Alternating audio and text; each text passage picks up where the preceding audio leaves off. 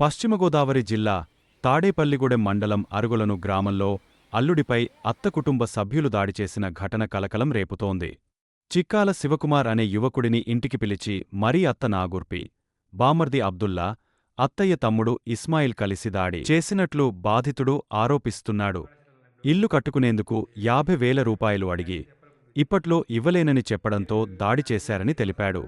Inter caste marriage చేసుకున్న కారణంగానే ఇబ్బందులు పడుతున్నానని, తనకు ప్రాణహాని ఉందని శివకుమార్ భయాందోళన వ్యక్తం. దాడి చేసిన వారిని కఠినంగా శిక్షించి రక్షణ కల్పించాలని బాధితుడు పోలీసులను కోరుతున్నాడు.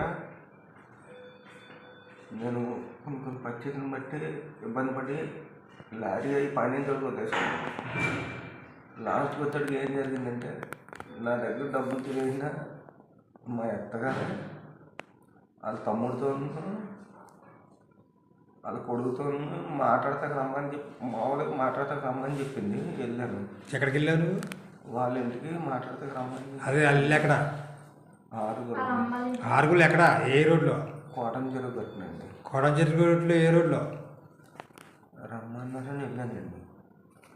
వెళ్ళేటప్పుడు సరే మాట్లాడతానండి. ఏదో మాట పెరిగింది. ఒక 50,000 ఇమ్మంది. నా దగ్గర డబ్బులు లేవు. వాళ్ళ తమ్ముడు వచ్చి డబ్బులు లేనాడు, నువ్వు ఎందుకు పిల్లలు చేసుకుని అటు అని చెప్పి మాట్లాడకండి నేను మాట్లాడకండి. అప్పటికే దగ్గర బోల్ డబ్బులు తగలేసుకున్నాను. మీ అత్తగారుతుందా? అత్తగారికి బోల్ డబ్బులు తగలేసేసుకుని లాస్ట్ గుద్దడికి దాన్ని అక్కడ ఆల్రెడీ ఉంచుకున్నాడు. ఓ పెళ్ళి అయింది. పెళ్ళి అయ్యాక వదిలేయాడు. ఇంకొకడు ఉంచుకున్నాడు. తోట డబ్బులని ఉంచుకున్నాడు.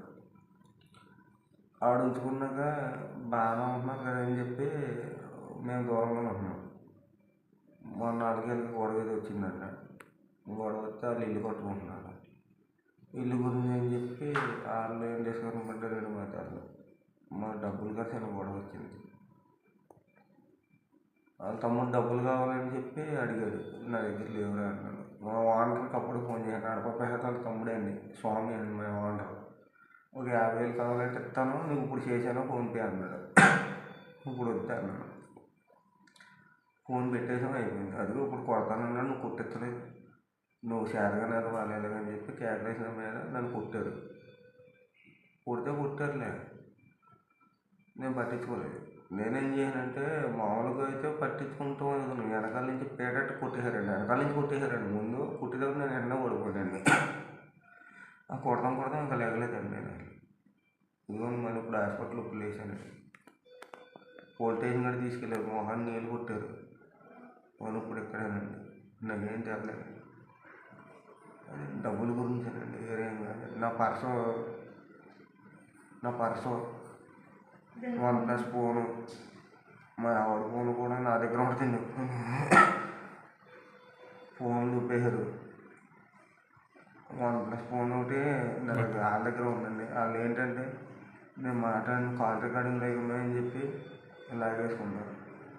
ఇంకోటి ఏంటంటే నా పర్స్ కూడా దుబ్బేశారు. నా పర్సులో అప్పుడేనండి డ్యూటీకి వచ్చానండి. మా వాళ్ళు 3,000 ఇచ్చాడు. నా దాంట్లో అప్పటికే 15,000 ఎంతో నా దగ్గర ఉన్నాయి. అయితే ఎవరికి ఇవ్వాలని చెప్పి ఈ పిల్ల దాచుకున్న డబ్బులు నాకు ఇచ్చింది. సర్లే ఈ కలిపి మొత్తం మీద 40,000 ఎంత ఉన్నాయండి. అందులో పర్స్ దుబ్బేశారు. లైసెన్స్ ఉంటుంది అందులో, ఆధార్ కార్డు, పాన్ కార్డు అన్నీ ఉంటాయి. పర్స్ ఎట్టుకుపోయారు. 2 ఫోన్లు ఏంటంటే నేను 2 ఫోన్లు దగ్గర ఉండకపోతుందండి. ఈ అమ్మాయి ఏం చేసిందంటే నా ఫోన్ ఛార్జింగ్ దిగిపోతుందని చెప్పి వీళ్ళు ఫోన్ చేసుకుని తప్పు చేసింది. 50,000 కూడా 50 కూడా ఇవ్వలేదన్నా.